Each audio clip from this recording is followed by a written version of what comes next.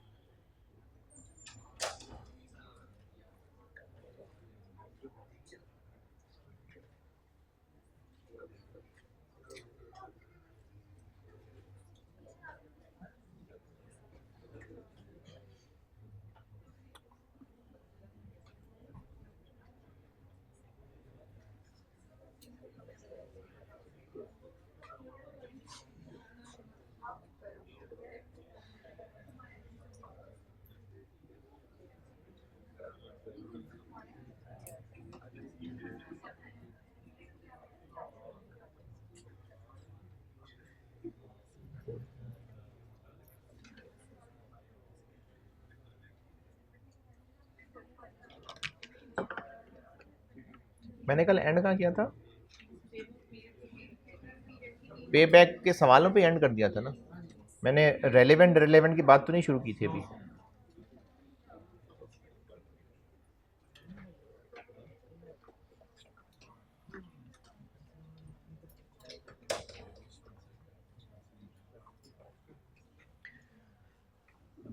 अच्छा, DCF techniques यानी NPV और आईआरआर। कल पे बैक बताया था। लॉन्ग टर्म डिसीजन मेकिंग पढ़ा रहा था मैं। लॉन्ग टर्म डिसीजन मेकिंग में हम लोग जिस ऑप्शन को एवेल्युएट कर रहे हैं उसके लिए प्रोजेक्ट का वर्ड यूज़ कर रहे हैं। और मैंने उसमें सबसे पहले इन्वेस्टमेंट डिसीजन शुरू किए थे, क्योंकि इन्वेस्टमेंट करनी है। उसको एवेल्युएट करने की टेक्निक्स थी पे बैक, एनपीवी और आईआरआर। एनपीवी और आईआरआर को मैंने डिस्काउंटेड कैश फ्लोज टेक्निक कहा था, और पे बैक फालतू सी टेक्निक है, करा दी डन। पे बैक फारेग है। अब जो डिस्काउंटेड कैश फ्लोज टेक्निक्स है ना, तो उनको स्टार्ट करने से पहले ये एक कैलकुलेशन है, ये आपको बचपन में आती है। और आप में से जो लोग लास्ट टाइम FAR 2 पढ़ चुके तो उनको भी अच्छी तरह आती होगी डिस्काउंटिंग वाली। बाकी जब भूल भाल गए हैं तो चले मैं बता ही रहा हूँ। ये आपको ना BIA में अभी जो टॉपिक पढ़ने लगे हैं उसके लिए भी चाहिए, उसके बाद कॉस्ट ऑफ कैपिटल पढ़ना है उसके लिए भी चाहिए। तो ये दो टॉपिक्स में इस्तेमाल होना है। ये मैं कह रहा हूँ उसको discounting revision.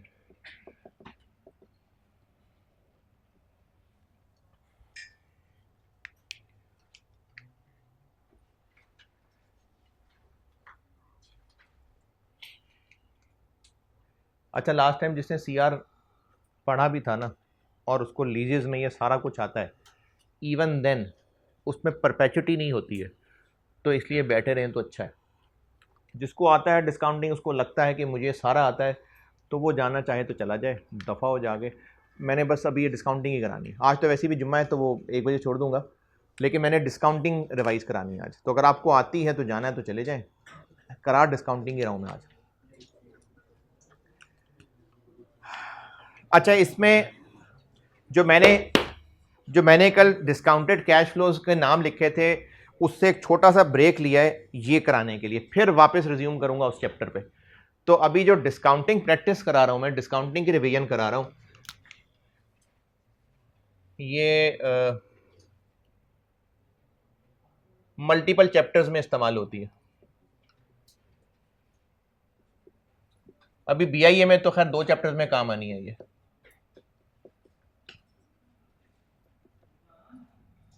Long term decision making में तो आनी ही आनी है, फिर इसके बाद कॉस्ट ऑफ फाइनेंस पढ़ाना है, वहां भी आएगा ये काम।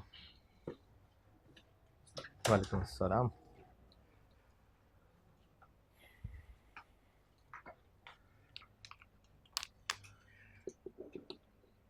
Time value of money. पैसे की बड़ी ताकत होती है। पैसा, पैसे की तो ताकत है बहुत। तो वक्त के साथ साथ पैसा और ताकतवर हो जाता है या कमज़ोर हो जाता है? कमज़ोर हो जाता है।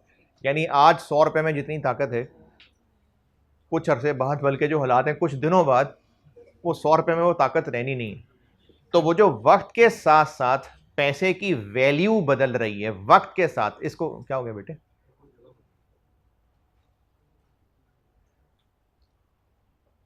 वो क्या सीट खाली नहीं है?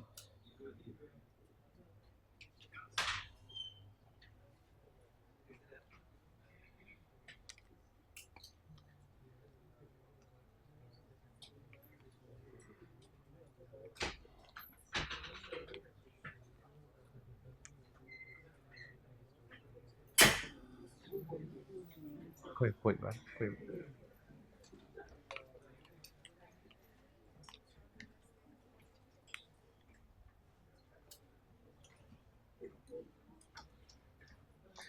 तो टाइम गुजरने के साथ साथ जो पैसे की वैल्यू है, पैसे की वर्थ है, वो चेंज होती है। टाइम वैल्यू ऑफ मनी है। इसका मतलब यह है कि आज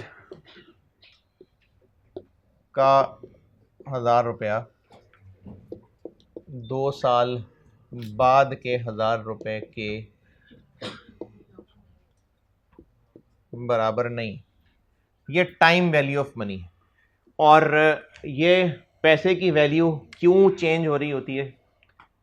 मल्टीपल रीजंस हैं। यानी आज 1000 रुपए में जो चीज़ें आ रही हैं साल बाद नहीं आएंगी। क्यों? क्योंकि इन्फ्लेशन हो गई होगी। तो इन्फ्लेशन एक बहुत इंपॉर्टेंट रीज़न है। फिर इसके अलावा एक रीज़न ये भी होता है, इसके लिए मैं मिसाल बदल लेता हूँ। अगर डेटर से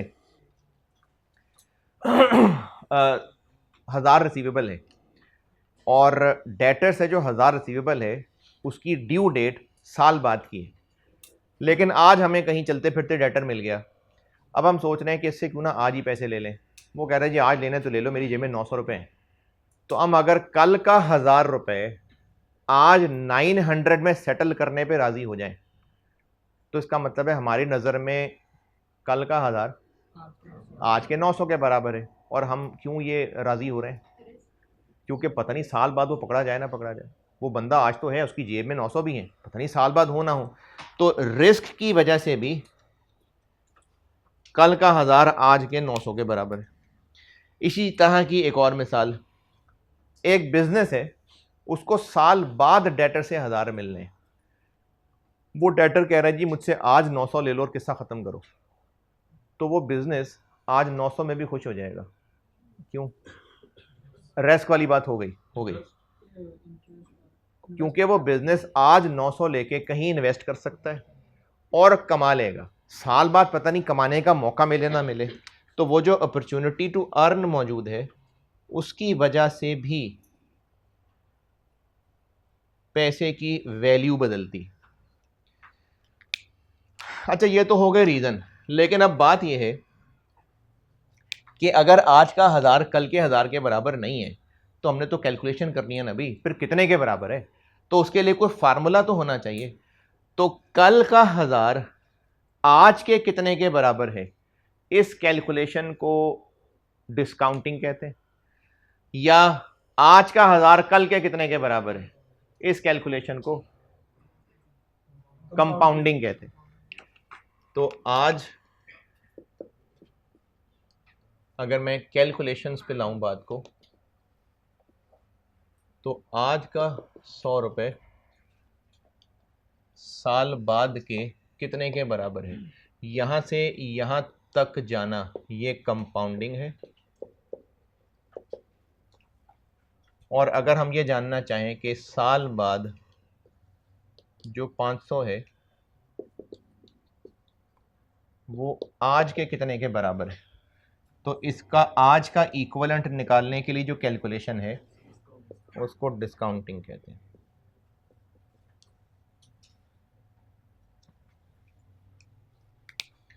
अच्छा, फार्मूला एक ही है।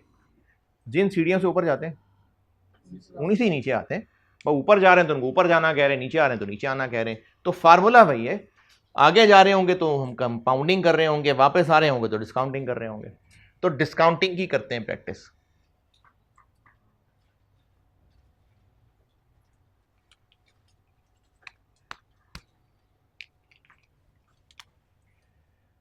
डिस्काउंटिंग की प्रैक्टिस के लिए मैं इसको ना 3 हिस्सों में बांट रहा हूँ। एक को कह देता हूँ मैं सिंगल अमाउंट डिस्काउंटिंग,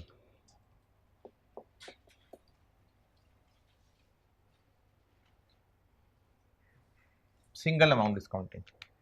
इसकी मिसाल है कि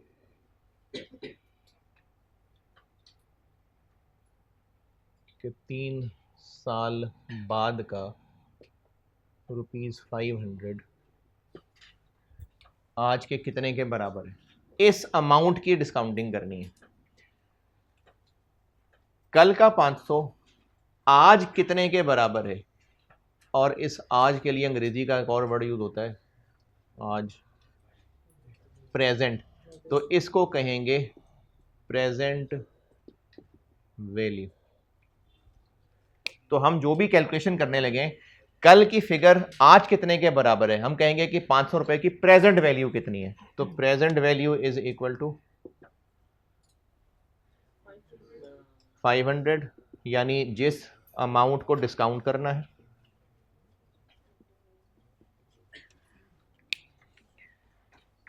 अगर हमने सीढ़ियों में ऊपर से नीचे उतरना है, तो नीचे उतरते हुए स्टेप्स है ना, स्टेप्स, सीढ़ियां, कितना नीचे उतरना है उतने स्टेप्स हैं। 10 स्टेप्स नीचे उतरना है, 15 स्टेप्स नीचे उतरना है, 3 स्टेप्स नीचे उतरना है, तो ये नंबर ऑफ स्टेप्स जितना ज्यादा नीचे उतरना है उतने ज्यादा स्टेप्स बढ़ जाएंगे। तो ये जो कल की फिगर को खींच के नीचे लाना है, ये डिस्काउंटिंग है। कितने स्टेप्स, कितनी सीढ़ियां नीचे खींचनी है, कितने पीरियड्स नीचे खींचने हैं, वो पावर बन जाती है 1 plus discount rate power minus n। वो पीरियड साल भी हो सकता है, कैश फ्लो क्वार्टर क्वार्टर का भी हो सकता है, तो पीरियड क्वार्टर्स हो गए। कैश फ्लो 6-6 महीने का भी हो सकता है, तो पीरियड 6-6 महीने हो गए। कैश फ्लो महीने महीने का भी हो सकता है, तो पीरियड्स मंथ्स हो गए। तो पावर n यानी नंबर ऑफ पीरियड्स जितना पीछे खींचना। और लॉन्ग टर्म डिसीजन मेकिंग में ये टर्म इस्तेमाल करूंगा, इसको कहते हैं डिस्काउंट फैक्टर। ये लॉन्ग टर्म डिसीजन मेकिंग में हम ये बहुत ज्यादा इस्तेमाल कर रहे होंगे, डिस्काउंट फैक्टर।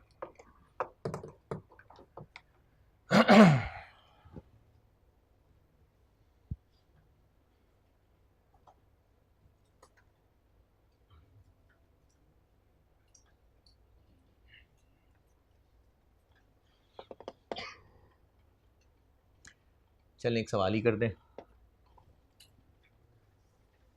8000 नोट कर रहे हैं तो कर लें, चलें कर लें।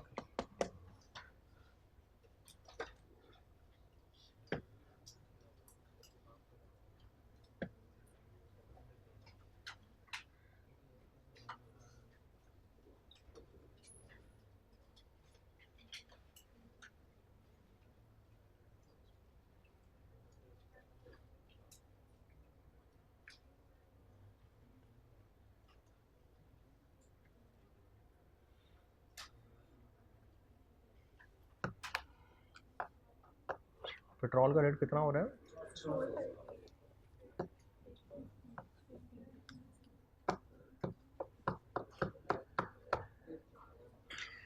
पैदल चला कर यार, पैदल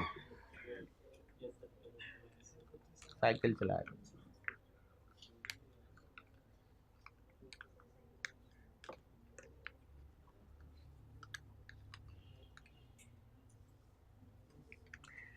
लिखें 8000 payable after 4 years। 8000 payable after 4 साल। डिस्काउंट रेट है 12%, 12%। पीवी बताएं।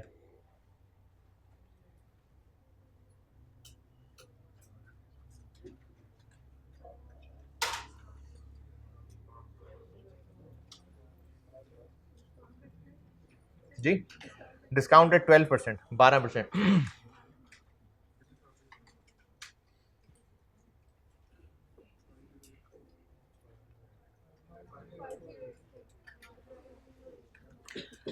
हाँ जी 5084 बिल्कुल ठीक है। ये होती है सिंगल अमाउंट डिस्काउंटिंग, यानी हमने किसी एक अमाउंट है उसकी प्रेजेंट वैल्यू निकालनी है।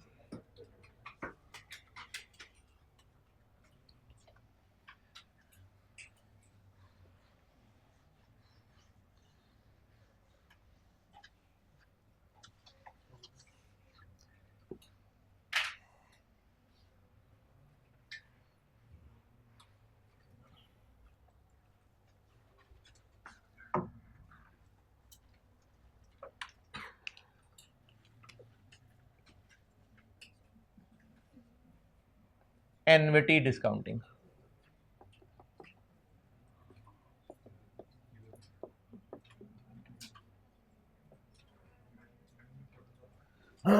एनविटी डिस्काउंटिंग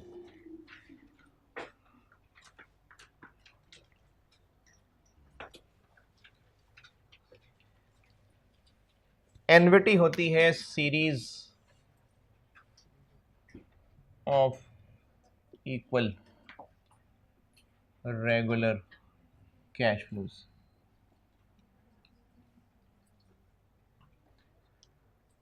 जैसे सैलरी हर महीने सैलरी है, किराया हर महीने किराया है, तो रेगुलर कैश फ्लोज की सीरीज को एनविटी कहते हैं। इसको मैंने 3 हिस्सों में बांट रहा हूं। एक को मैं नॉर्मल एनविटी कह देता हूं,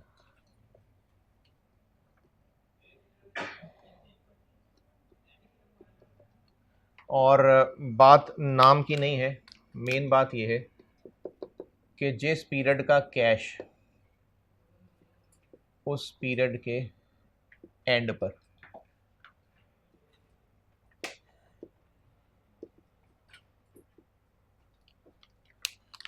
नॉर्मल एनविटी से मुराद है जिस पीरियड का कैश फ्लो उसी पीरियड के एंड पे।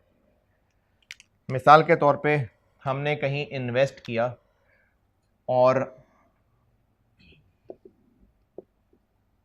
पहला साल गुजरेगा तो पहले साल के एंड पर 5000 मिलेगा, फिर दूसरा साल गुजरेगा तो दूसरे साल के एंड पे फिर 5000 मिलेगा, तीसरा साल गुजरेगा तो तीसरे साल के एंड पे फिर 5000 होगा, और चौथा साल गुजरेगा तो फिर 5000। चलिए 4 ही कलर है मेरे पास। ये 4 साल तक हर साल 5-5 हज़ार मिलेगा। ये एनविटी हो गया। और नॉर्मल से मेरी मुराद ये है कि ईयर 1 का कैश फ्लो ईयर 1 के एंड पे, ये टाइमलाइन बनाई हुई मैंने। दूसरे साल का कैश फ्लो दूसरा साल खत्म होगा तो मिलेगा, तीसरे साल वाला कैश फ्लो तीसरा खत्म होगा तो मिलेगा, चौथा वाला कैश फ्लो चौथा खत्म होगा तो मिलेगा। और ये टाइमलाइन शुरू यहां से हो रही है। किसी भी गिनती का स्टार्ट 0 से होता है, ये 0, तो ये स्टार्टिंग पॉइंट। अगर इस 5000 की प्रेजेंट वैल्यू निकालनी होती तो वो फार्मूला लगा के पावर -1, नीली वाली पीवी निकालनी हो तो -2, लाल वाली पीवी -3, हरी वाली पीवी -4। लेकिन बुजुर्गों ने एक फार्मूला बना दिया, उस फार्मूले से चारों की पीवीज का टोटल आ जाएगा। तो वो फार्मूला होता है PV R1 -1 plus I power -n over I।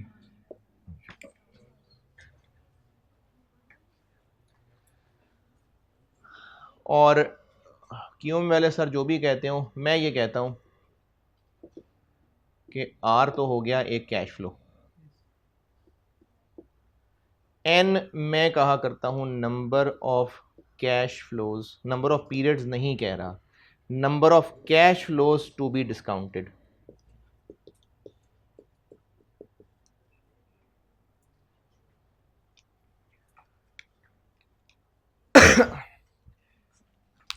Discounting है फ्यूचर फिगर को खींच के नीचे लाना।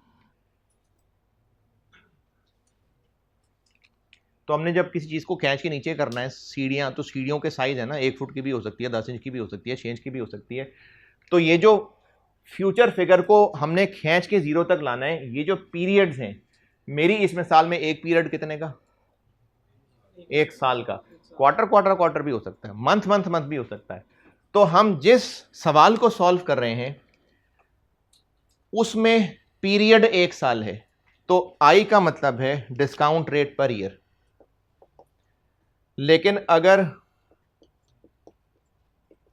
मेरी ये मिसाल क्वार्टर क्वार्टर क्वार्टर होती तो आई होता डिस्काउंट रेट पर क्वार्टर, तो इसलिए मैं कह देता हूं डिस्काउंट रेट पर पीरियड। और अगर आपको ये बात ज़बानी याद रह जाए तो वो भी ठीक है, लिखना चाहें तो लिख लें। जब भी परसेंटेजेस दी होती है ना, वो बाय डिफ़ॉल्ट पर एनम होती हैं। डिस्काउंट रेट की परसेंटेज, इंटरेस्ट रेट की परसेंटेज, डेप्रिसिएशन की परसेंटेज, ये बाय डिफ़ॉल्ट पर ईयर हुआ करती हैं।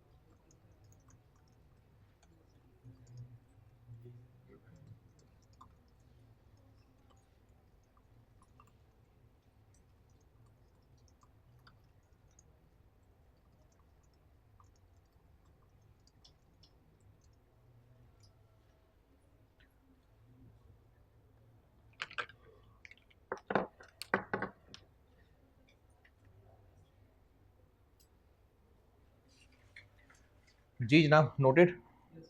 चलें इसका सवाल कर दें, बल्कि चलें ये सवाल सामने ही है, यही वाला ही कर दें। अगर डिस्काउंट रेट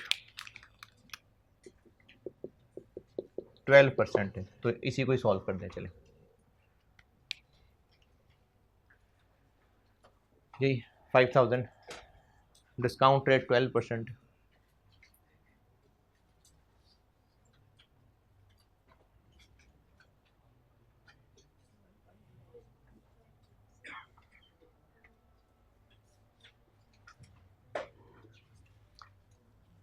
हाँ जी, 5000 1 माइनस 1.12 पावर माइनस 4.12 कितना 15118।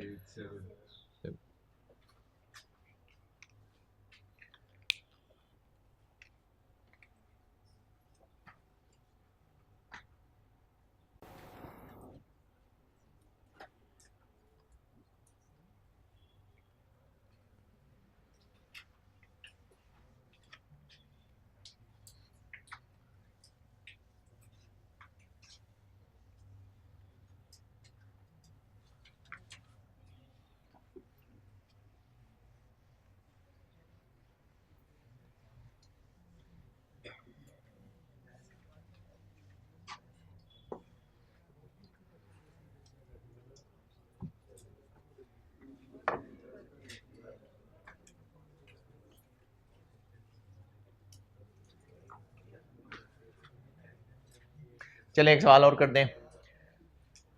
4000 पेएबल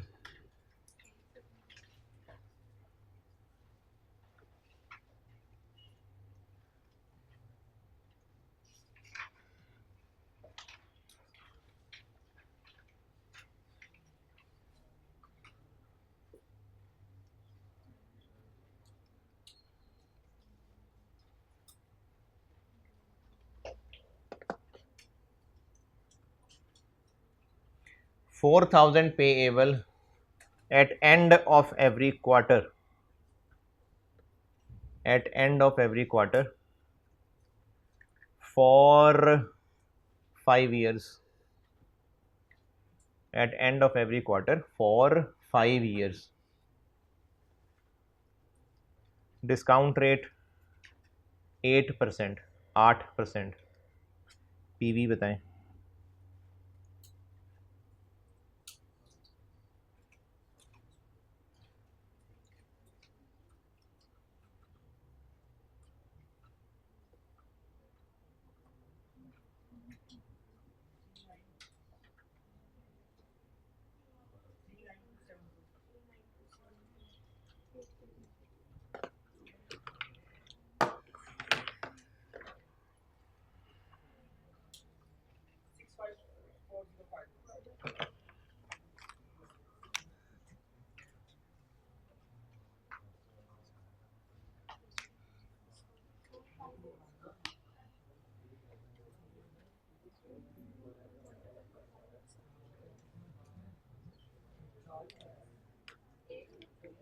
हम्म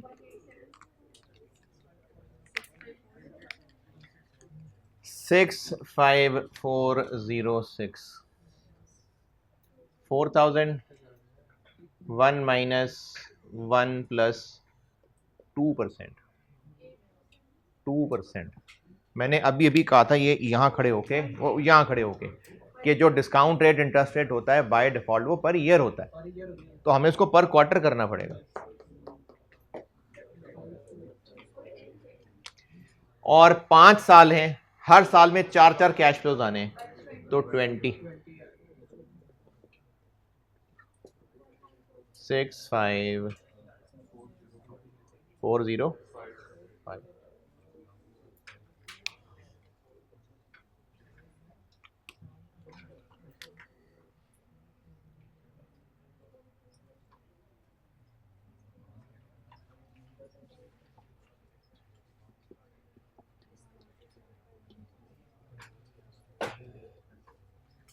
अगर एनविटी हो एडवांस में, यानी कैश फ्लोज अगर हो रहे हैं स्टार्ट ऑफ पीरियड, जैसे हॉस्टल का किराया,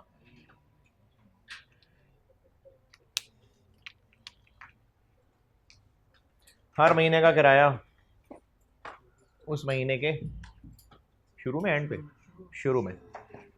तो चलें, अगर मैं यही लाल काला नीला कर लूँ तो इसकी मिसाल ये बन जाएगी कि ईयर 1 वाला 5000 ईयर 1 के शुरू में,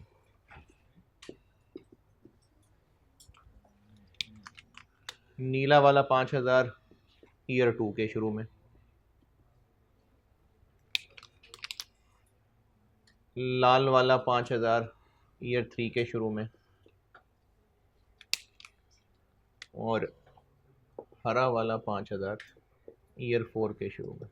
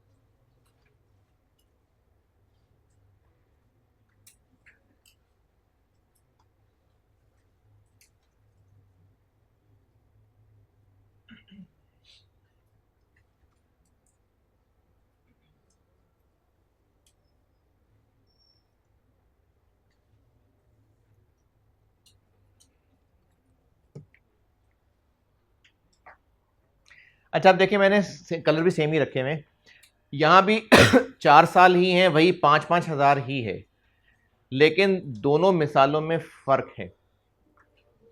इसकी मिसाल ऐसे बताता हूँ कि अच्छा, जिनको नज़र आ रहा है उनको तो चलो नज़र आ रहा है, जिनको नहीं आ रहा है वो ज़बानी इमेजिन कर लें। ये जो स्टेज जहाँ एंड हो रहा है ना, तो ये टाइल्स लगी हुई है, ये मार्बल लगा हुआ है, टाइल्स हैं। तो मैं एंड से ना 1 2 3 4 ये चौथे डब्बे में खड़ा हूं, एंड से 1 2 3 4 ये टाइल्स हैं, ये मैं चौथी टाइल के ना ये बिल्कुल इधर एंड पे खड़ा हूं। तो मैं वो कॉर्नर से कितने पीछे हूं? हैं 4 ब्लॉक्स। मैं इसी ब्लॉक के शुरू में खड़ा हो गया, जाके हूं चौथे ब्लॉक में, लेकिन फासला मेरा 3 ब्लॉक्स रह गया हुआ है, हूं चौथे ब्लॉक के अंदर ही। तो इसका मतलब फर्क पड़ रहा है कि स्टार्ट में के एंड में। तो अब यहां पर हैं 4 ब्लॉक्स ही, 4 पीरियड्स ही, लेकिन अब आज से इनका जो गैप था, ये 1 साल दूर है, 2 साल दूर है, 3 साल, 4 साल, लेकिन इस मिसाल में इससे इसका गैप ही कोई नहीं रहा। ये बेशक ईयर 2 वाला कैश फ्लो है, नीला कैश फ्लो ईयर 2 वाला है, लेकिन आज से कितने दूर है फासले के एतबार से? 1 साल। ये लाल वाला कैश फ्लो कौन से ईयर, फॉर द ईयर कौन सा है? ईयर 3। लेकिन अगर फासला देखें तो आज से कितनी दूर है? 2 साल।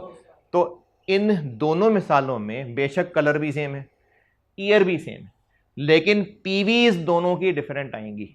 इसका मतलब है पीवीज का ताल्लुक, डिस्काउंटिंग का ताल्लुक ईयर्स से नहीं है, टाइम लाइन से है। तो मैं अब जो पहले नहीं लिखा था अब लिखता हूं, इसको मैं कर देता हूं 0 1 2 3 4, ये मैंने पॉइंट्स लगाए। ये स्टार्टिंग पॉइंट है, ये साल साल का गैप है, पॉइंट 1 2 3 4। इसी तरह 1 2 3 4। हरा वाला कैश फ्लो कौन से ईयर का है? ईयर 4 का, लेकिन टाइम लाइन में कौन से पॉइंट पे है? 3। नहीं, ईयर तो ईयर है ना, पॉइंट 1 2 3 है, तो ये थर्ड पॉइंट के ऊपर। तो इसलिए अगर नॉर्मल एनविटी है तो पीवी कुछ और है, और अगर एडवांस है तो अब शक्ल ये बनेगी कि हैं तो ये 4, लेकिन इनमें से इसकी पीवी कितनी? वो 5000 ही है। तो अब इन चारों की पीवी का फार्मूला बन जाएगा ये वाला 5000 एज इट इज, बाकी कितने रह गए? तो उन तीनों पर वही फार्मूला लग जाएगा।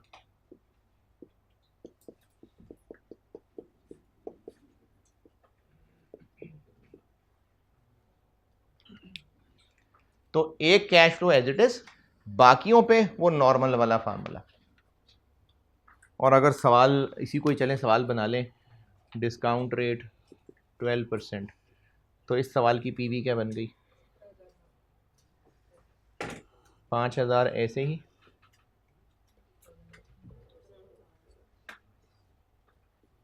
वन माइनस 1.12 पावर माइनस, अब कितने कैश फ्लोज मजीद डिस्काउंट वाले रह गए? 3।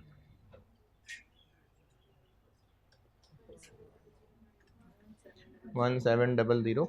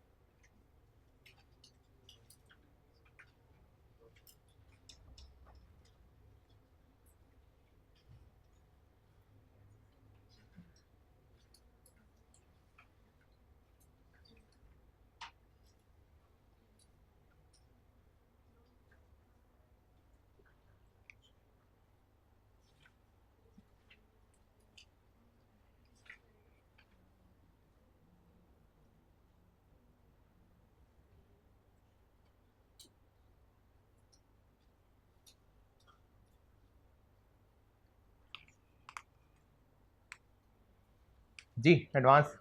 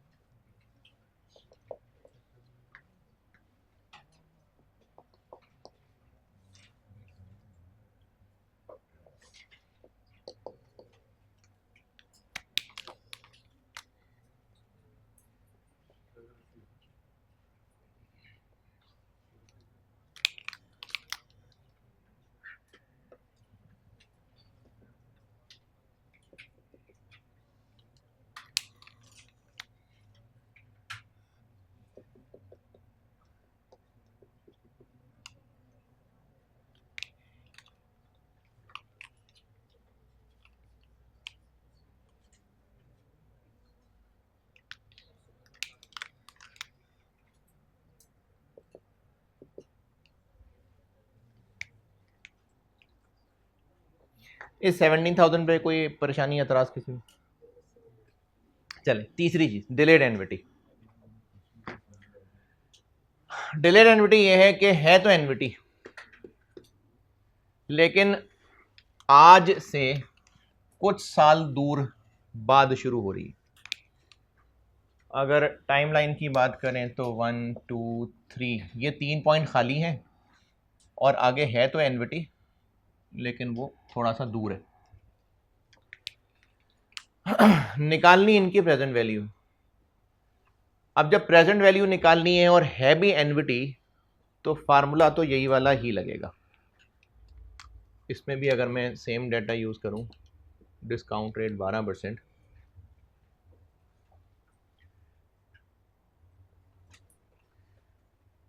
तो R 1 माइनस 1.12 पावर -7 के -4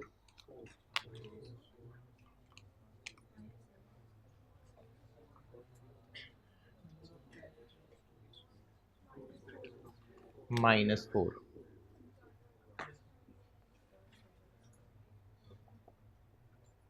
-4 क्यों? क्योंकि 4 ही को तो डिस्काउंट करना है तो -4। आंसर क्या आएगा? वही आएगा ना, कैलकुलेटर पकड़ लिए वही आएगा, वो उधर वो 15187। ये पीवी आ गई, पीवी प्रेजेंट वैल्यू। ये प्रेजेंट वैल्यू नहीं है तो फिर ये प्रेजेंट वैल्यू क्यों?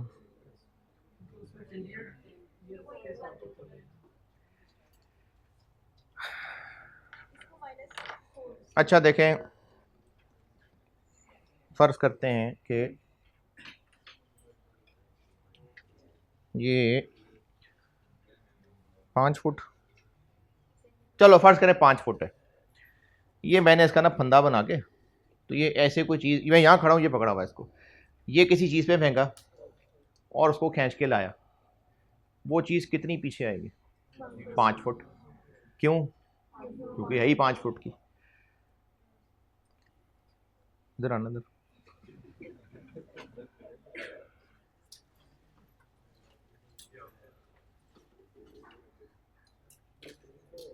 इधर खड़े हुए, इधर थोड़ा सा आगे, ये पकड़ो। अब ये जब रस्सी वहां फेंकेगा और वापस खींचेगा तो वो चीज़ कितनी पीछे आएगी? 5 फुट ही आएगी। क्यों 5 फुट आएगी? क्योंकि रस्सी 5 फुट है। लेकिन क्या वो मुझ तक पहुंच जाएगी? नहीं। रस्सी 5 फुट की है, खींचेंगे तो चीज़ आनी 5 फुट पीछे ही है, लेकिन पहले मुझ तक क्यों पहुंच रही थी? क्योंकि मैं यहां पर खड़ा होकर खींच रहा था। अब अगर वो चीज़ थोड़ी आगे है तो मुझ तक नहीं पहुंचेगी। बस शुक्रिया यार। तो ये जो फार्मूला लग रहा है ना, ये फार्मूला प्रेजेंट वैल्यू का नहीं है। तो प्रैंक हो गया आपके साथ। ये नहीं है प्रेजेंट वैल्यू का फार्मूला। ये फार्मूला कर क्या रहा है? ये 4 फुट की रस्सी है।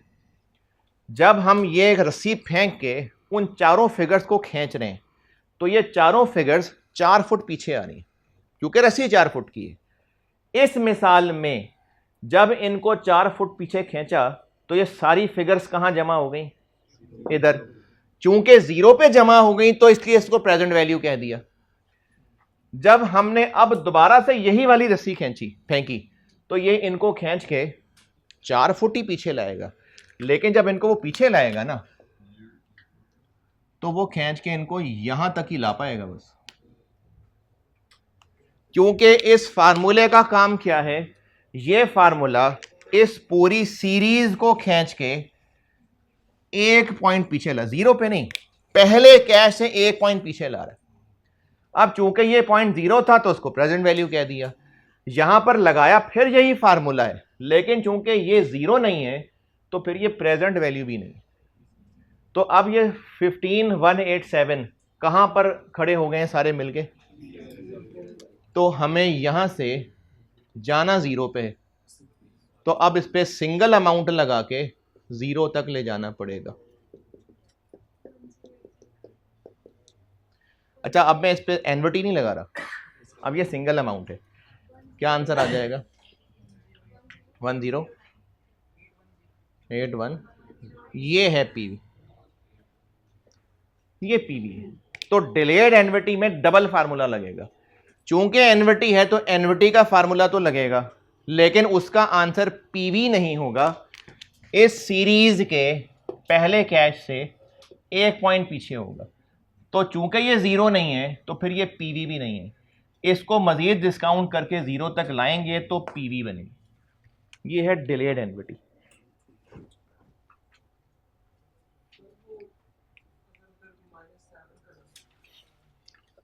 तो कैश फ्लो तो 7 है ही नहीं।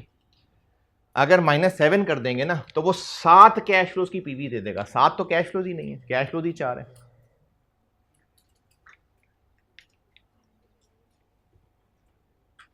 क्योंकि ये जो पावर है ना, ये इनका नंबर है। तो अगर आप यहां 7 लिख देंगे तो इस फार्मूले को ये थोड़ी पता है कि हम पीरियड 7 ले रहे हैं, वो तो 7 कैश फ्लोज की पीवी बता देगा।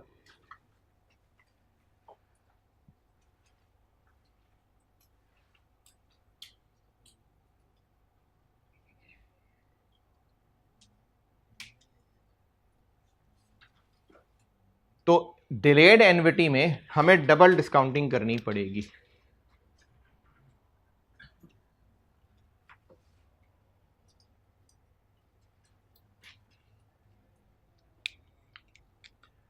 तो नॉर्मल हो गया, एडवांस हो गया और ये डिलेड हो गया।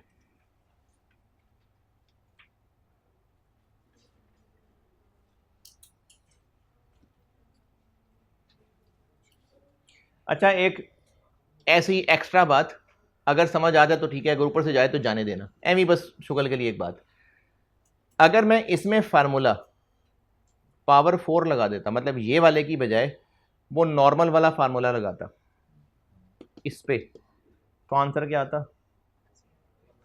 15187 आता। लेकिन वो टाइम लाइन पर कहां होता? वो -1 पे चला जाता। लेकिन मुझे तो जीरो बनाना है, तो उसको फिर एक साल कंपाउंड करते। तो 15187 को 12% बढ़ाएं जरा।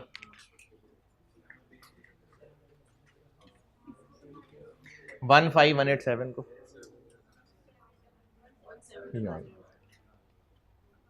ये आ जाए, यानी इनकी ये वाली पीवी आ जाएगी।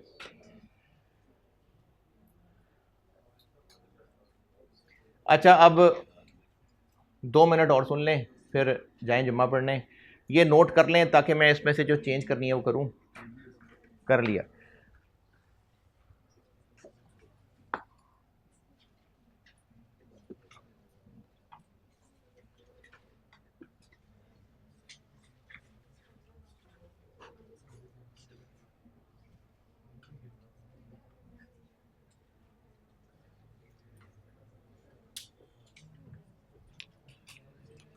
ये अगले चैप्टर में भी है और इस चैप्टर में भी हो सकता है। परपेचुटी, परपेचुटी, परपेचुटी वो एन्युटी होती है जिसमें एन हमेशा चलता रहता है।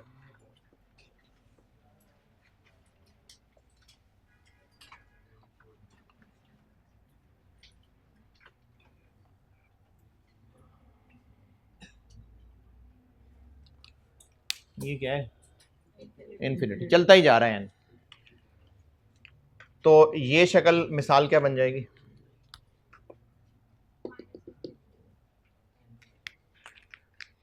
फार्मूले में क्या होगा?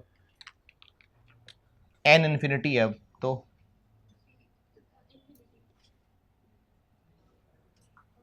अब ये सारा जीरो हो जाएगा। तो क्या रह जाएगा? माइनस इन्फिनिटी से सारा जीरो हो जाएगा। आर 1 - 0 1 डिवाइडेड बाय आई। तो अगर परपेचुटी हो और ये नॉर्मल वाला कैश फ्लो हो तो PV is equal to R over आई।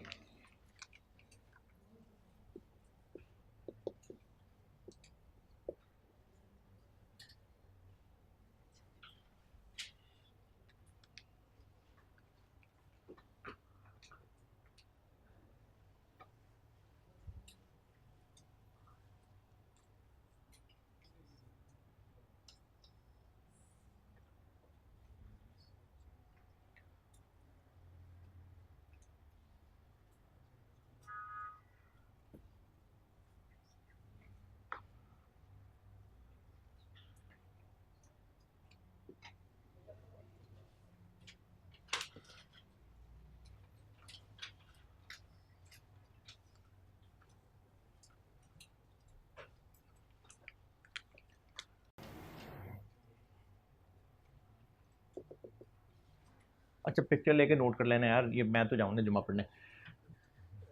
अब अगर डिलेड हो तो क्या फ़र्क पड़ेगा, ये चलता जा रहा है, तो डबल डिस्काउंटिंग करनी पड़ेगी। पहले क्या करेंगे,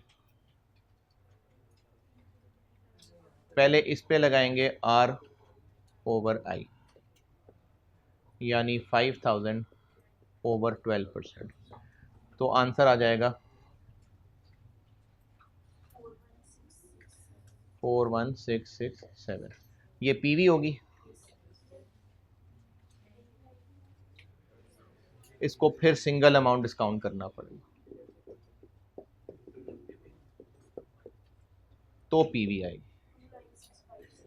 इसी तरह एडवांस वाले में क्या होगा, ये सब ज़ीरो हो गया, पीछे क्या रह गया,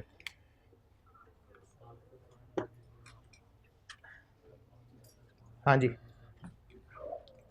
क्या रह गया, P V is equal to R plus R over I। ये होती है परपेचुटी डिस्काउंटिंग। लें जी, इसके साथ सेल्फियाँ ले लें, फिर नोट कर लेना। तो अगली क्लास में इंशाल्लाह फिर long term decision making resume करता हूँ। ठीक।